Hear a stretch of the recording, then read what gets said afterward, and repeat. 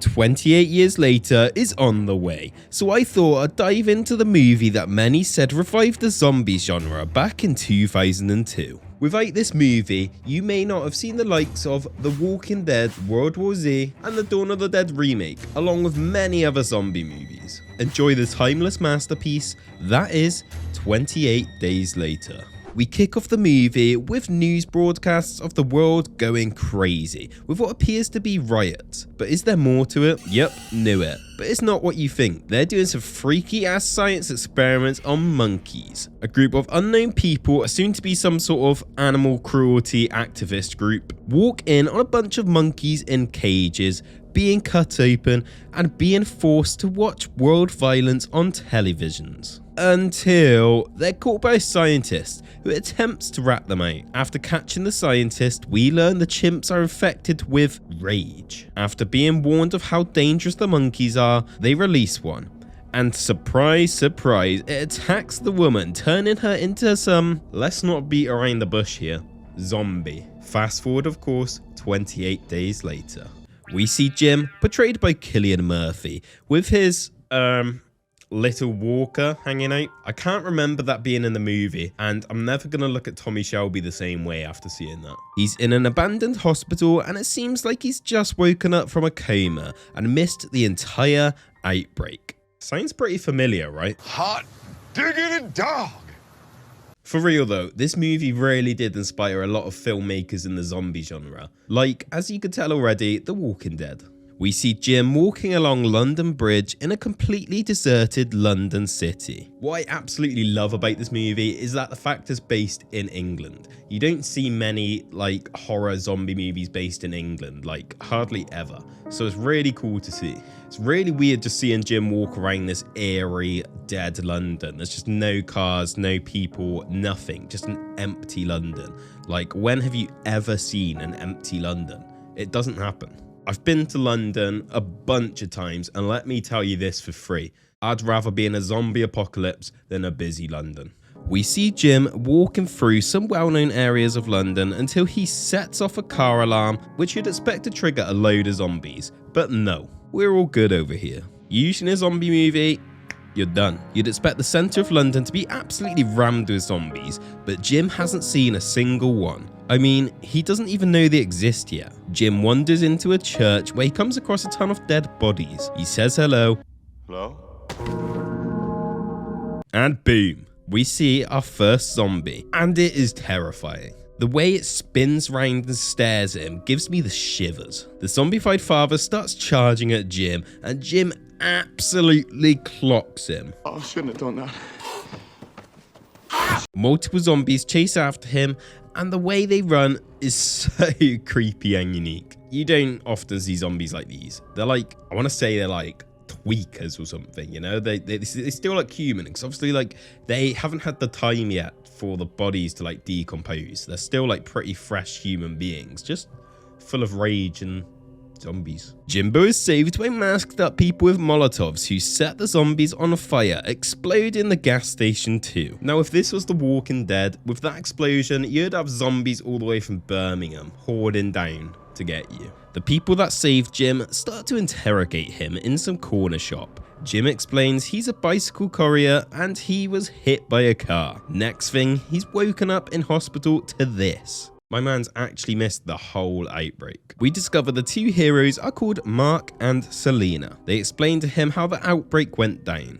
which is pretty much just as you imagine. Virus spreads, riots in the streets, blah blah blah. Mark tells Jim some lessons. Lesson 1, never travel alone. Lesson 2, never travel at nighttime. Which makes me think the zombies could be a tad worse at nighttime. Similar to Will Smith's I Am Legend. Jim, Mark and Selena visit Jim's house to check his family are alive. Unfortunately for Jim, he walked into his parents getting it on. I'm sorry about that, I just had to add a bit of shock factor of my own. I mean, Jim finds his parents' corpses in their bedroom. They had taken their lives due to the apocalypse and left a note in case Jim was to ever find them. The note says, Jim, with endless love, we left you sleeping. Now we're sleeping with you. Don't wake up. Kiss. At least they went peacefully in their sleep, not eaten alive by zombies. But unfortunately for them, their son Jim is still alive. Jim is watching old tapes of his parents in the middle of the night with a lit candle. Stupidly did he know how aggro the zombies are at night time, and we're met with a jump scare. Yes, I just myself. As we see a couple zombies fly through the windows. Can I just say, the creators of this absolutely nailed the zombies in my opinion. They're not your stereotypical slow undead walker. They're these rage-induced infected who are out to hunt, and they are genuinely so creepy. We find out the infection can be transmitted if blood just gets into your system via mouth, butthole, anything. We see Mark has been bit, and Selena, without hesitation, hacks him to death with a machete. Selena is savage. Rick Grimes would never. Selena explains it takes 10 to 20 seconds for somebody to turn after being bit, so her urgency to kill is pretty justified. The two notice an apartment with Christmas lights flashing on the balcony, so naturally they head to check it out. They're chased up the stairs by zombies just after we find out Jim has crashed and has no energy. So pretty unlucky timing. I mean, he has just woken up from a coma after all, and all we've seen to consume is fizzy drinks. They run into an armoured man with a riot shield who guides them to his apartment. We meet Frank and Hannah, a father and daughter duo that have been managing to survive in their apartment the whole time. Get comfortable. They seem very welcoming, which is something I can imagine is hard to come by in these times. If you recognise Frank, by the way, he's in a lot of movies, but most importantly, he's Mad Eye Moody. Yup, you're in luck, Potterheads. Brendan Gleeson has stolen the show. Selena is worried the father and daughter duo are going to slow them down as she is fully living in a dog-eat-dog world. We see Frank's source of water is pretty smart, a ton of buckets laid out across the roof waiting for rain. But unluckily, for probably the first time ever, England's having some decent weather, so he's struggling to fill up the buckets. On Frank's radio, he's been getting a recorded signal from an army base in Manchester United. And it sounds like there's some military safe zone up there. So of course, they all hop in Frank's black cab, even after Selena was kicking off about Frank and Hannah joining them. Selena is starting to get on my nerves, man. They make the absolute worst decision they can make and decide to drive through the underground tunnel. Sorry, the dark underground tunnel. Urgh. You know those moments in movies where it just frustrates you? That's me right now. Why would you do that? Idiots. Mad Eye Moody decides to absolutely rag his car through and over heaps of junk, rubble and cars, and of course pops a tyre. What the hell did you think would happen, Mad Eye? An army of rats run up the gang as if there is some rat man controlling them, and not too far behind them is some creepy ass zombies. Never has there been more pressure to get a tyre changed so fast. The visual and audio quality of this movie has really aged like fine wine. Sometimes the poor audio makes the movie like even more eerie, like Hannah's scream just then. I think it works brilliant. They all find a supermarket, and it's the first time we've had a small sniff of happiness in this movie, as we see smiles and laughter as they pick up some chocolate, snacks and essentials, and of course whiskey. They stop off on their journey at some building in the middle of nowhere to collect some petrol from a lorry when Jim gets hit with his first Z kill, which of course has gotta make you feel a little bit weird. They continue up the M1 on their adventure, which is surprisingly dead. Realistically, it'd be full of crashed cars and infected, just like on The Walking Dead and other zombie movies, but we'll let that slide just for now. But it does look awesome, I must say. 28 Days Later has some real nice looking scenes. This whole movie just has this eerie but beautiful vibe to it. This short horse scene is a nice, beautiful, unique scene. It just shows the wildlife is living on, you know?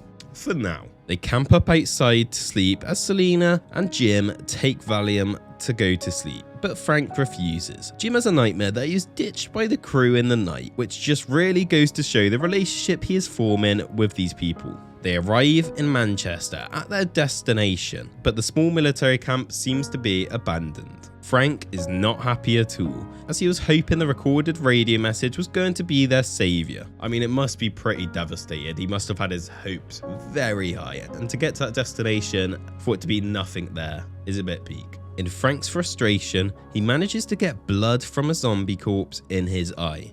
And Yep, you know it, he gets infected. Dad? He goes feral until he's shot by a soldier. A group of soldiers arrive at the crew and drive them to some big guarded mansion a bit off the road, where they are greeted by Doctor Who. I mean Major Henry West. We get another pervy shot of Cillian Murphy. These pesky cameramen can't leave him alone. Jim and Selena share a smooch as Selena expresses her concern for Hannah. So we could tell at this point there is some sort of emotional relationship forming between Jim and Selena. I mean, it was bound to happen. Serena's had some pretty good character development from the start. I don't completely hate her anymore, I guess. After a few hours at the mansion, it's coming clear that this military squad isn't the most professional. It seems more like a group of lads having a bit of fun in a zombie apocalypse. Hannah, Selena, and Jim all sit round the table and eat a meal with the soldiers. I really like these POV zombie shots. They always seem to happen when like zombies are approaching, so you'll see like people talking to each other and you get a quick like 1-2 second flash of like the zombies POV, so it builds up that tension and it's really good. It's honestly very creepy. The mansion is attacked by a few zombies when the soldiers show off their guns and explosives. They come back in and wind up Selena. Major Henry West explains to Jim they plan on using Hannah and Selena to grow their future. I mean, you know how the reproductive system works. Jim runs to try get Selena and Hannah to escape with him, but is stopped by the army boys and imprisoned. Jim is taken outside to be executed, as they don't want him around to cause any problems. And he manages to escape by hiding in a pile of dead bodies. He then climbs over the big wall, which helps prevent zombies from entering the mansion's grounds. Jim then spots a plane flying through the sky, which is pretty random. I guess it's kind of a good sign, a little bit of hope. Back at the mansion, the girls are being forced to put on nice looking clothes, as Selena tries to give Hannah meds to make her not care. She was trying to save Hannah from the pain these people wanted to put her through. The guards catch them, but are distracted as the sirens are going off. The soldiers head to the blocked off road the crew was at earlier, as Jim has set traps up to catch them out, as he starts taking them out one by one. I think they've been killed. Hannah and Selena are being guarded in a room when a zombie crashes in and manages to save them from their situation. I mean, this zombie came in clutch. They've truly set a horrific scene with the rainy storm, screams, and zombies running around.